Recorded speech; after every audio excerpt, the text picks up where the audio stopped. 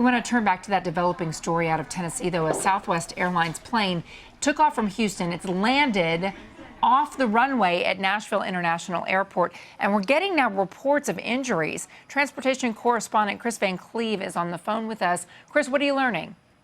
Hey, Contessa, we're hearing from local firefighters that 3 people did suffer some minor injuries and were taken to an area hospital. But there were 133 passengers and 5 crew members aboard Southwest Flight 31. It was flying from Houston Hobby Airport to Nashville. It left the taxiway after landing around 5:30 Central Time, 6:30 Eastern Time this evening. And from pictures we're seeing, it looks like the plane almost kind of went into a ditch almost. It appears that the front landing gear may have collapsed. There are exit slides that were used on one side of the aircraft for people to evacuate.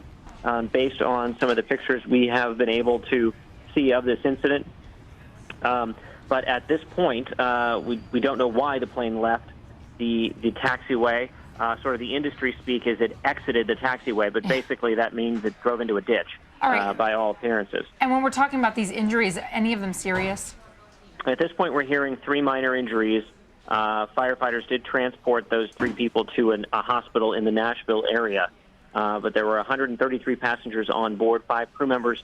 Now, the plane was on the taxiway, which means it was moving relatively slowly. The taxiway is sort of the roadway the plane takes to and from the runway.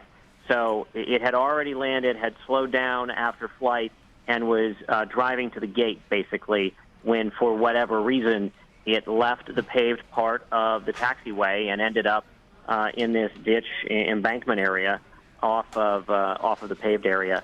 And from the video, it looks like the weather, it's not raining there. It's certainly not snowing, right? Any inclement weather? It doesn't look like it. So that'll be one of the things that the FAA will look at is, was there any surface condition that could have contributed to this? You may remember there was a Southwest incident at LaGuardia a few years ago where they blamed the captain ultimately for how that airplane was landed, that it came down on the nose gear and sort of skidded off on the runway. That was a much more serious accident on its face than what appears to have happened here. However, the FAA is going to look at, and the NTSB may as well decide to take a look at what happened here, because this clearly is not how that's supposed to go.